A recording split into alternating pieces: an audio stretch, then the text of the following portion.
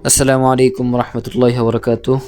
إن الحمد لله والصلاة والسلام على ابن عبد الله وبعد. اللهم صل وسلم وبارك على سيدنا محمد وعلى آله وأصحابه وبارك وسلم. رب زدني علما رب زدني علما رب زدني علما رب اشرح لي صدري ويسر لي أمري واحلل عقدة من لساني يفقه قولي وبك نستعين يا مستعان. রব্বি ইয়াসসির ওয়ালা তুআসসির ওয়াতাম্মিম আলাইনা বিল খাইর। তো নতুন আরেকটি ক্লাস নিয়ে আপনাদের সামনে উপস্থিত হয়েছি। পূর্বের ক্লাসে আমাদের গত হয়েছিল যজমের আলোচনা এবং কলকলার হরফ সেখানে অতিবাহিত হয়েছে। তো আজকে যেটা নিয়ে আপনাদের সামনে আলোচনা করব এটা হচ্ছে আমাদের খুব মেইন একটা পয়েন্ট বা খুব গুরুত্বপূর্ণ একটি পড়া, যেটি ব্যতীত আপনি কখনোই কোরআন শরীফ সহি শুদ্ধভাবে পড়তে পারবেন না। সেটা হচ্ছে মদের বিষয়।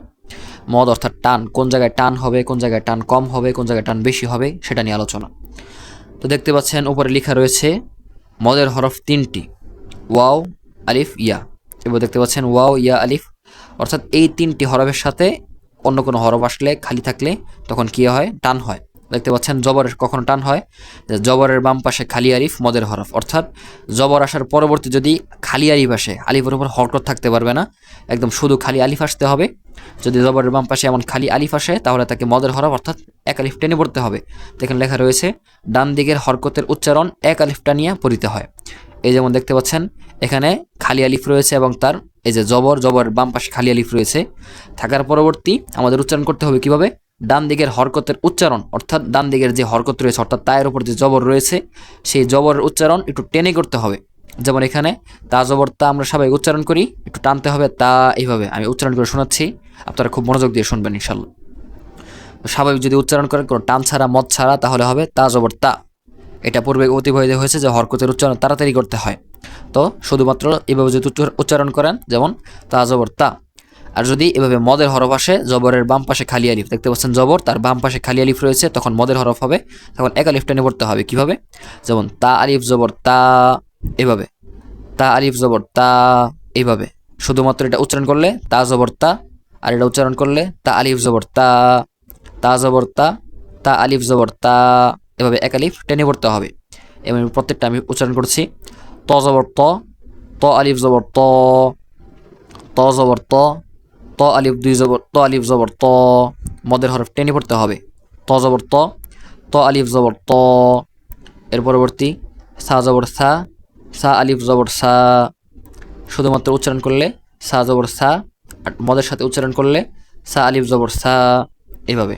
এরপরে সিন জবর সা, সিন আলিফ জবর সা, সিন জবর সা, সিন আলিফ জবর সা, এভাবে এক আলিফ টেনে পড়তে হবে।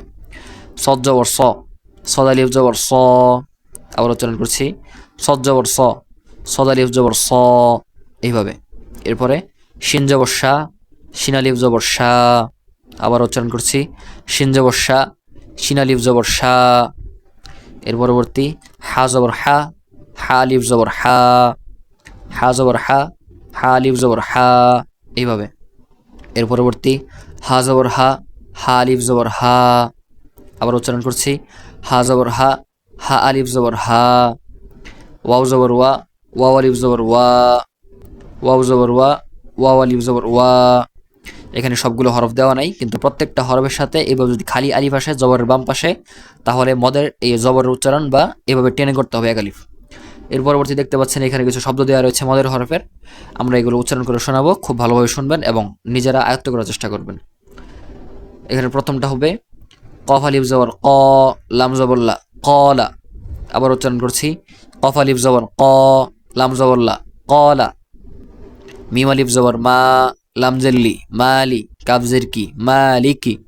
মিম আলিফ জবর মা, লাম জেল্লি মালি, কাফ জের কি মালিকি। হাজের হি, সিন আলিফ জবর সা, হিসা, বা দুই পেশ বুন হিসাবুন।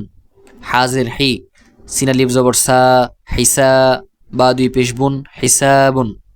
এর পরবর্তী গইন আলিফ জবর গ, সিনজের সি গসি, কব দুই জের কিন গসিকিন। আবার উচ্চারণ করছি গইন আলিফ জবর গ, সিনজের সি গসি, কফ দুই জের কিন গসিকিন। হা আলিফ জবর হা, সিনজের সি হাসি, দাল দুই জের দিন হাসিদিন। আবার উচ্চারণ করছি হা জবর হা, হালিফ জবর হা, সিন দিয়ের সি, হাসি, দাল দুইজের দিন, হাসিদিন, একালিফ টেনে এভাবে উচ্চারণ করতে হবে। এর পরবর্তী রজের রি, জিম আলিফ জবর যা, রিজা, লাম দুই পেশলুন, রিজালুন, রজের রি, জিম আলিফ জবর যা, রিজা, লাম দুই পেশলুন, রিজালুন। এর পরবর্তী জিমজের জি, বা আলিফ জবর বা, জিবা, লাম দুই পেশলুন, জিবালুন, জিমজের জি, বা আলিফ জবর বা, জিবা, লাম দুই পেশলুন, জিবালুন। এরপরে কাফজের কি, র আলিফ জবর র, কির, মিম দুই জের মিন, কিরামিন, কাফজের কি, র আলিফ জবর র, কির, মিম দুই জের মিন, কিরামিন। এর পরবর্তী এখানে সাকিনের সাথে এই মদের হরফের উচ্চারণ আমি উচ্চারণ করছি। খ জবর খ, লাম কফ জবর লাক, খলাক, নুন আলিফ জবর না, খলাক না। আবার করছি, খ জবর খ, লাম কফ জবর লাক, খলাক, নুন আলিফ জবর না, খলাক না। র জবর র, ফা আইন জবর ফা, রফা, নুন আলিফ জবর না, রফা না। র জবর র, ফা আইন জবর ফা, রফা, নুন আলিফ জবর না, রফা না। এর পরবর্তী লাম জবর লা, দাল ইয়া জবর দাই, লাদাই, নুন আলিফ জবর না, লাদাই না। লাম জবর লা, দাল ইয়া জবর দাই, লাদাই, নুন জবর না, নুন আলিফ জবর না, লাদাই না। এর পরবর্তী লাম জবর লা, কাফ আলিফ জবর কা, লাকা, নুন জবর না, লাকা না। আবার করছি, লাম জবর লা, কাফ আলিফ জবর কা, লাকা, নুন জবর না, লাকা না। এই ছিল মদের হরফের জবরের উচ্চারণ, অর্থাৎ এই আলিফের বাম জবরের বাম পাশে যদি খালি আলিফ আসে তাহলে জবরের উচ্চারণটা কীভাবে হবে, মদের সাথে এক আলিফ টেনে সেটার এই উচ্চারণটা গেল।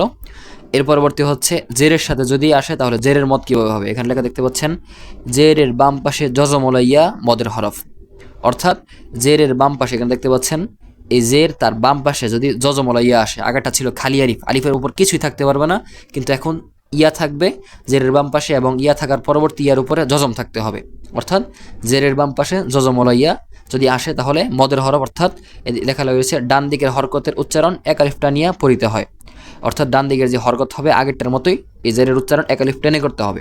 যেমন উচ্চারণ করছি, শুধুমাত্র স্বাভাবিক উচ্চারণ করলে হরকতের সাথে জিমজের জি, আর যে মদের সাথে করেন জিম ইয়াজের জি, এইভাবে। আবার উচ্চারণ করছি, জিমজের জি, জিম ইয়াজের জি, এইভাবে। এর পরবর্তী উচ্চারণ করছি, জাজের জি, জায়াজের জি, জাজের জি, জায়াজের জি। এর পরবর্তী জালজের দি, জালিয়াজের দি। আবারও জালজের দি, জালিয়াজের দি, এভাবে একালিফ টেনে। রজের জি, রয়াজের জি, এইভাবে। রজের জি, রয়াজের জি, এইভাবে উচ্চারণ করতে হবে। দালজের দি, দালিয়াজের দি, দালজের দি, দালিয়াজের দি। দজ্জের দি, দদিয়াজের দি, দজ্জের দি, দদিয়াজের দি। কফজের কি, কফিয়াজের কি, কফজের কি, কফিয়াজের কি। কাফজের কি, কাফিয়াজের কি, কাফজের কি, কাফিয়াজের কি। লামজের লি, লামিয়াজের লি, লামজের লি, লামিয়াজের লি। এভাবে মদের সাথে একালিফ করে টেনে উচ্চারণ করতে হবে। তো এখানে ইজেরের পরে জজমলাইয়া এই সহ কিছু বাক্য শব্দ দেওয়া রয়েছে, আমি সেগুলো উচ্চারণ করব, খুব ভালো করে শ্রবণ করবেন ইনশাল্লাহ। র জবর র, হায়াজের হি, রাহি, মিম দেই পেশমুন, রাহিমুন। র জবর র, হায়াজের হি, রাহি, মিম দুই পেশমুন, রাহিমুন। নুন জবর না, আইন ইয়াজের আই, নাঈ, মিম দুই পেশমুন, নাঈমুন। নুন জবর না, আইন ইয়াজের আই, নাঈ, মিম দুই পেশমুন, নাঈমুন। এর পরবর্তী লাম জবরলা, ত ইয়াজের তি, লাতি, ফা দুই পেশফুন, লাতিফুন। লাম জবরলা, ত ইয়াজের তি, লাতি, ফা দুই পেশফুন, লাতিফুন। এর পরবর্তী হা জবর হা, মিম ইয়াজের মি, হামি, দাল দুই পেশদুন, হামিদুন। হা জবর হা, মিম ইয়াজের মি, হামি, দাল দুই পেশ দুন হামিদুন। কাফ জবর কা র ইয়া জের রি কারি মিম দুই পেশ মুন কারিমুন। কাফ জবর কা র ইয়া জের রি কারি মিম দুই পেশ মুন কারিমুন। সিন জবর সা মিম ইয়া জের মি সামি আইন দুই পেশ উন সামিউন। সিন জবর সা মিম ইয়া জের মি সামি আইন দুই পেশ উন সামিউন। এর পরবর্তী হামজা মিম জবর আম র ইয়া জের রি আম রি। হামজা মিম জবর আম র ইয়া জের রি আম রি। ইয়া গইন পেশ ইউ নুন ইয়া জের নি ইউ নি। ইয়া গইন পেশ ইউ নুন ইয়া জের নি ইউ নি। তাজিম জবর তাজে র ইয়া জের রি তাজে রি। তাজিম জবর তাজে র ইয়া জের রি তাজে রি। নুন ফা জবর নফ সিন ইয়া জের সি নফ সি। নুন ফা জবর নফ সিন ইয়া জের সি নফ সি। মিম জবর মা জিম ইয়া জের জি মাজি দাল দুই পেশ দুন মাজি দুন। মিম জবর মা জিম ইয়া জের জি মাজি দাল দুই পেশ দুন মাজি দুন। দাল ইয়া জের দি নুন পেশ নু দিনু। কাফ মিম পেশ কুম দিনু কুম। দাল ইয়া জের দি নুন পেশ নু দিনু কু নু। কাফ মিম পেশ কুম দিনু কুম। আবার উচ্চারণ করছি দাল ইয়া জের দি নুন পেশ নু দিনু কাফ মিম পেশ কুম দিনু কুম। তো এই ছিল মদের জবরের এবং জেরের উচ্চারণ।